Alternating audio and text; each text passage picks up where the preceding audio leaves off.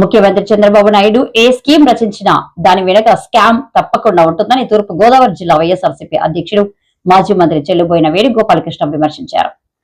దానికి చరిత్రలో ఎన్నో వందల ఉదాహరణలున్నాయన్నారు. అలాంటిదే కొత్తగా మరో స్కామ్ బయటపరిచింది.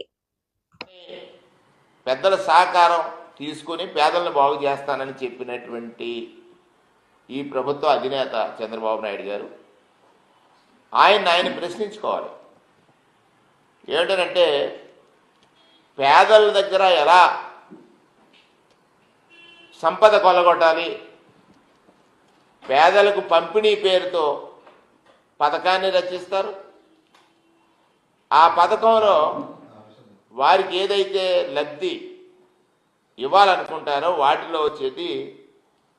వాటిలో అంటే ఆ లబ్ధి పేరుతో పేదల పేరుతో లబ్ధి, కానీ పెద్దలకి అదే లబ్ధి, పెద్దలకే ఆ లబ్ధి చెందుతుంది తప్ప పేదలకి చేరట్లేదు అనేటువంటిది వాస్తవ విషయం. ప్రత్యేకంగా ఈరోజు కుట్టు మిషన్ల పంపిణీ కార్యక్రమాన్ని ప్రభుత్వం 250 కోట్లతోటి కుట్టు మిషన్ల పంపిణీ పథకాన్ని ప్రవేశపెట్టారు. 250 కోట్లతోటి కుట్టు మిషన్ల పంపిణీ చేయాలి, దానికి శిక్షణ ఇవ్వాలి. గతంలో కూడా ఇదే విధంగా ఒక్కొక్క శాసనసభ్యుడికి 4,000, 5,000 మిషన్లు పంపిణీ చేసేటువంటి కార్యక్రమాన్ని ఈ రాష్ట్రంలో ఉన్న మహిళల్ని ఎలా మోసగించాలి అంటే ఆ పథకం యొక్క లక్ష్యం ఏమిటి? ఒక మిషన్ ఇస్తే మరి మీ మాటలు చూసినప్పుడు కోటలు దాటాయి. ప్రతి ఇంట్లో ఒక ఇండస్ట్రియలిస్ట్ ఉండాలంటారు, ప్రతి ఇంట్లో పారిశ్రామికవేత్తను తయారు చేస్తానంటారు, ప్రతి ఇంట్లో ఒక ఐటీ ఎక్కడో ఒక మీటింగ్ వెళ్తారు, ఒక మీటింగ్లో ఏమో పారిశ్రామికవేత్తలను తయారు చేస్తానంటారు, ఇంకొకసారి వేరే మీటింగ్ వెళ్తారు, అక్కడ ప్రతి ఇంట్లో ఒక ఐటీకి సంబంధించినటువంటి ఉద్యోగిని తయారు చేస్తానంటారు. తీరా చూసిన తర్వాత మహిళలకు కుట్టు మిషన్లు పంపిణీ చేస్తానంటారు. అంటే వారికి కుట్టు మిషన్ల పంపిణీ ద్వారా మీరు ఏ లబ్ధి చేకూర్చాలనుకుంటున్నారు? మిషన్ ఖరీదంతా, మీరు ఆ మిషన్ పంపిణీకి ట్రైనింగ్ ప్రోగ్రామ్కి ఖర్చు చేస్తుంది ఎంత, దానిలో మీ వాటా ఎంత అనే ప్రశ్నలు సామాన్య ప్రజానీకానికి కలిగే, అదే ప్రశ్నలు ప్రతిపక్షానికి కలుగుతున్నాయి. ఇక్కడ మీరేం చేశారంటే ఒక్కొక్క లబ్ధిదారుడికి కేటాయించింది సుమారుగా 22,000. ఒక లబ్ధిదారుడు అంటే ఒక మహిళకి కుట్టు మిషన్ ఇవ్వాలనుకుంటే వాళ్ళకి 22 నుంచి 23,000 రూపాయలు కేటాయించారు.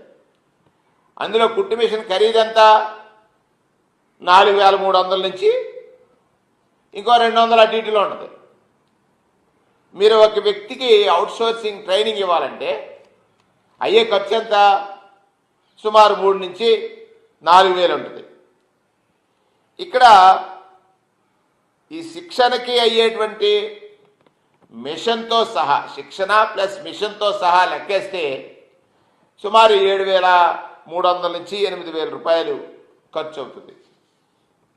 మీరు 1,00,000 మందికి మిషన్లు ఇవ్వాలి, 1,00,000 మందికి మిషన్లు ఇవ్వాలి. అందులో 50,000 బీసీ వర్గాలకి, ఇంకొక 55,000 వరకు ఈబీసీ వర్గాలకి, ఎకనామికల్లీ బ్యాక్వర్డ్ క్లాసెస్కి సంబంధించిన వాటి. కానీ మీరంతా ఈ పథకానికి ప్రభుత్వ ధనం అంటే ప్రజాధనం ఖర్చు చేస్తున్నారంటే 230 కోట్ల దాకా ఖర్చు చేస్తున్నారు. వాస్తవానికి లెక్కేస్తే దీనికి అయ్యే ఖర్చు 73 నుంచి 80 కోట్ల రూపాయలు. మిగిలినటువంటిది ఏ విధంగా ఈ ప్రభుత్వ పెద్దలు కాజేయాలని ఆలోచిస్తున్నారనంటే ఒక అనుమానం కాదు, వాస్తవం.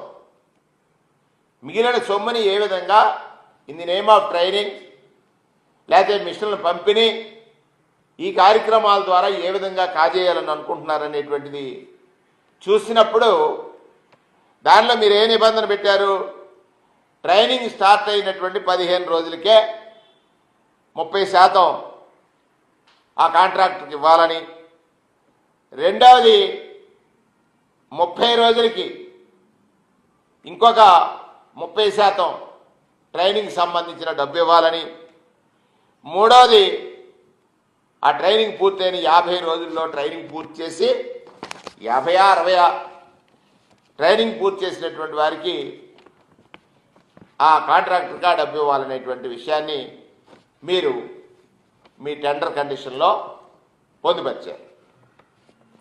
ఇక్కడ ప్రజలు చెప్పుకుంటున్నటువంటిది ఎందుచేతనంటే, సుమారు ఒక్కొక్క లబ్ధిదారు నుండి మీరేదైతే 23,000 రూపాయలు ఒక లబ్ధిదారికి కేటాయించారో దానిలో నుంచి సుమారు 16,000 రూపాయల వరకు మీ వాటాల రూపంలో లేదా మీకు సంబంధించినటువంటి వివిధ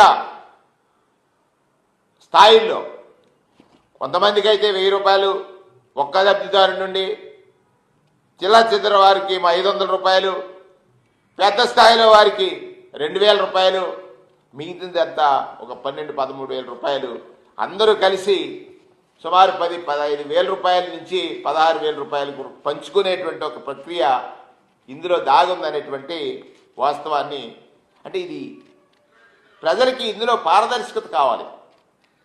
ఆ పారదర్శకతని చూపించడంలో ఈ ప్రభుత్వం సక్రమంగా నిర్వహించలేదనేటువంటి విషయాన్ని మీ ద్వారా ప్రజలకు తెలియజేస్తా ఉన్నా.